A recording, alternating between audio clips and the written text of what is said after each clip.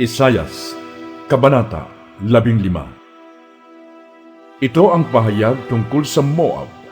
Noong gabing gibain ng Ar, gumuhuna ang Moab.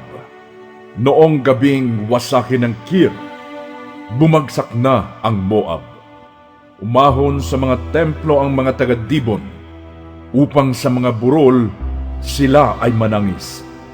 Iniiyakan ng Moab ang Nebo at Medeba. Bawat isa sa kanila ay nagpakalbo at nag-ahit ng balbas dahil sa pagdadalamhati. Lahat ay nagluluksa sa mga lansangan, na naghoy sila sa mga bubungan ng bahay at sa mga liwasang bayan. Nananaghoy ang Hesbon at ang Eleale.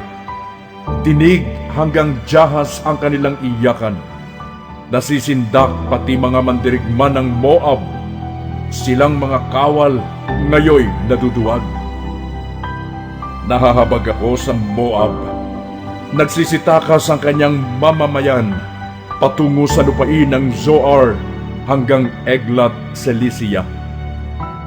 Lumuluha silang umahon sa gulod ng luhit, humahagulgol sa daang patungo sa Horonaim dahil sa kapahamakang kanilang sinapit. Natuyo ang mga batis ng Nimrim, natuyo ang mga damo, natigang ang mga kaparangan.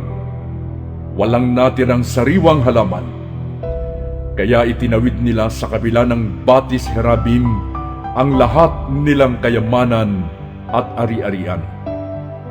Laganap sa buong Moab ang iyakan, abot sa iglain ng hagulgulan, dinig na dinig hanggang sa Beer Elim.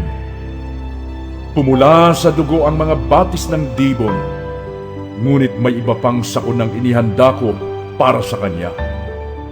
Papatayin ng leon ang lahat ng matitira sa Moab.